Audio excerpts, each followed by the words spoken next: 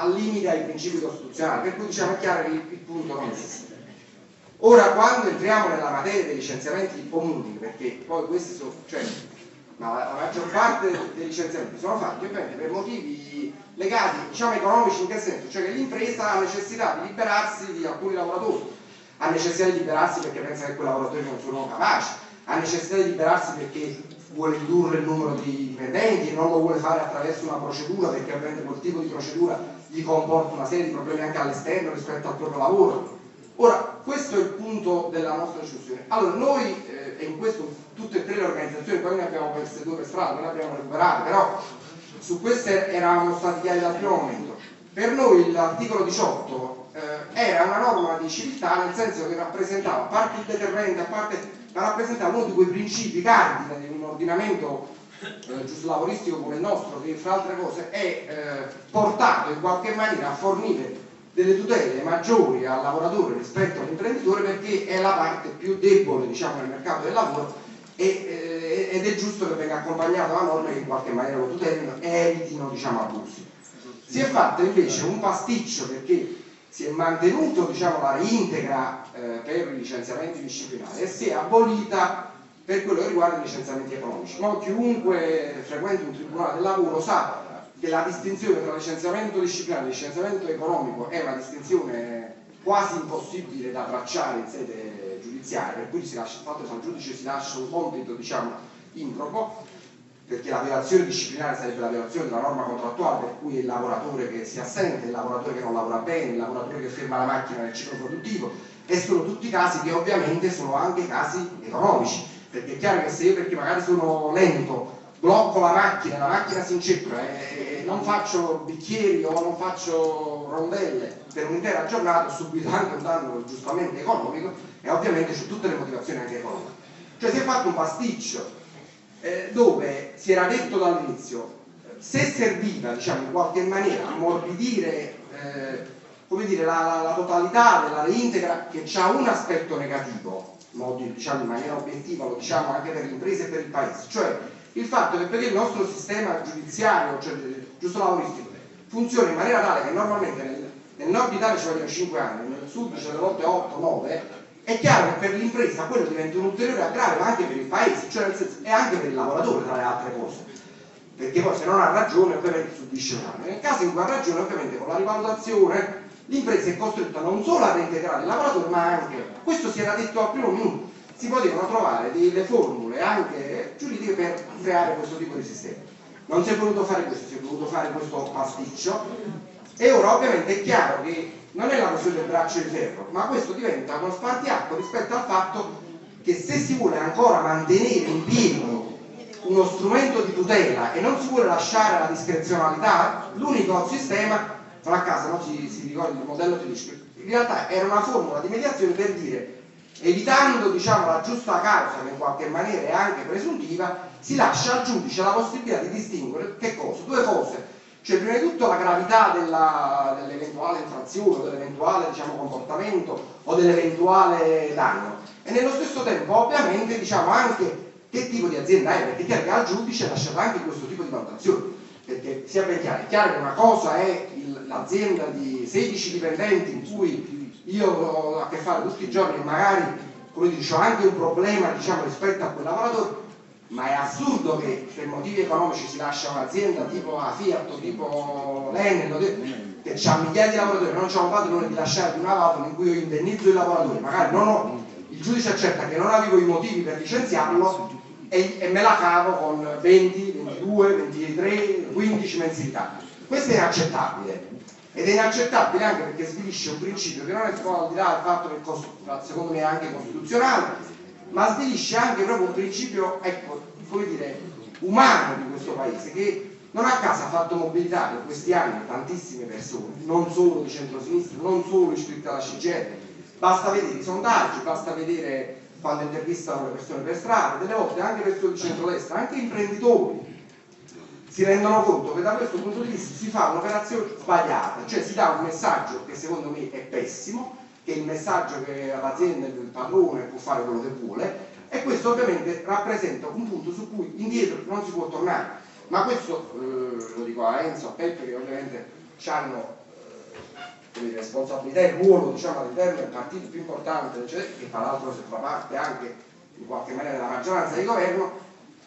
e del resto lo hanno fatto, lo stanno facendo Bersani, però da questo punto di vista tornare indietro sarebbe una sconfitta da cui non ci riprenderemmo mai. Ora, detto questa parte sulla riforma del mercato del lavoro e sulle cose che dobbiamo fare, io dico solo due battute veloci, in qualche maniera anche Roberto l'ha ricordato, diciamo, nell'introduzione rispetto all'iniziativa dell'altra volta. Indipendentemente dal tema specifico, io credo che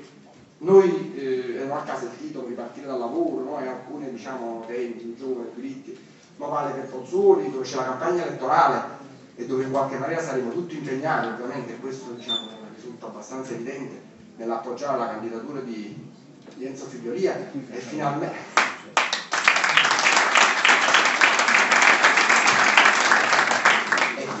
di tornare a vincere nel comune di Pozzuoli, che tra l'altro è uno dei comuni più importanti della provincia di Napoli. Però vale per Pozzuoli come vale per molti altri realtà e vale anche per la nostra città. Io credo che una cosa importante, che non vale per l'iniziativa di oggi, vale per altre cose che si stanno facendo in questi mesi, sia, io ne parlavo con qualche compagno qualche giorno fa, tanti anni fa c'erano le famose cellule, no, del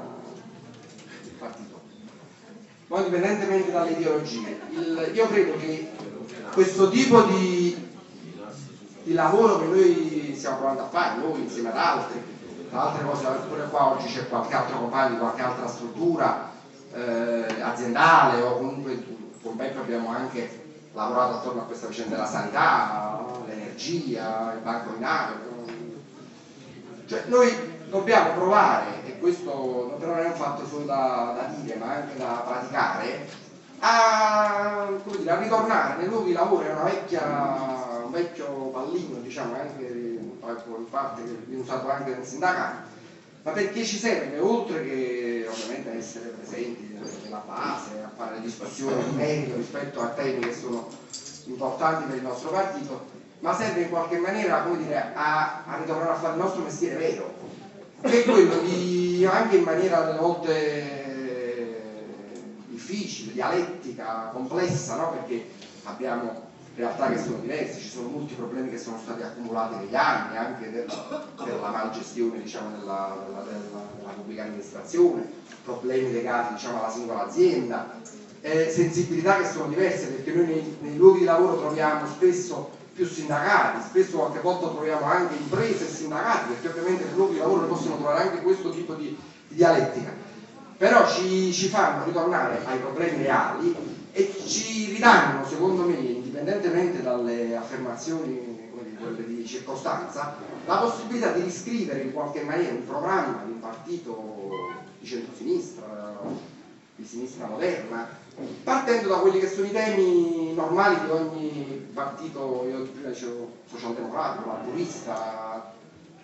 di Europa, del mondo, dove è chiaro che si discute di queste cose, si affronta, no, vale per il lato fiscale, vale per il sociale, vale per la questione delle donne, no, che non può dimenticarla, in qualche maniera nella riforma ci sono delle norme che in qualche maniera servono anche a tutelare le donne, no? Cioè,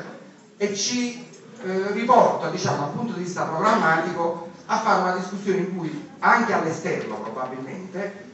recuperiamo una capacità di consenso, di penetrazione all'interno dei ceti e delle classi che noi poi dobbiamo rappresentare, che in tutto il mondo occidentale sono ovviamente nella stragrande maggioranza, perché poi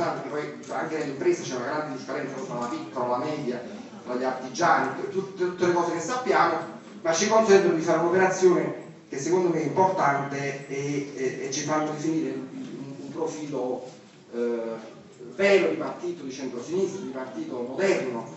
ovviamente con le discussioni. È chiaro che nessun grande partito si è tutti d'accordo, però evitano, e questo è soprattutto lo spirito con cui dicevo questa cosa, delle discussioni che spesso all'esterno non vengono comprese dalla nostra gente, che sono discussioni assurde, cioè che necessità, io non faccio nome, ma che necessità c'era approvata la riforma con le discussioni che c'erano, con le incertezze, no? A parte la posizione della CGIL che era così chiara, però diciamo di uscire dopo 2 minuti a dire che era la migliore riforma possibile e che tutto andava bene, e l'hanno fatto esponenti del Partito Democratico. Allora questo non è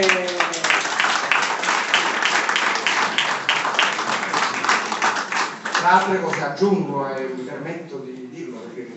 in un partito in cui c'è un segretario nazionale che poi ha espresso un giudizio ma dopo qualche ora, cioè nel senso chiaro, netto, no? Cioè nel senso, in questo caso non si può nemmeno dire che la riforma andava cambiata, che in Parlamento diciamo chiaro, e si è continuato. Ovviamente questo secondo me procura un danno di immagine,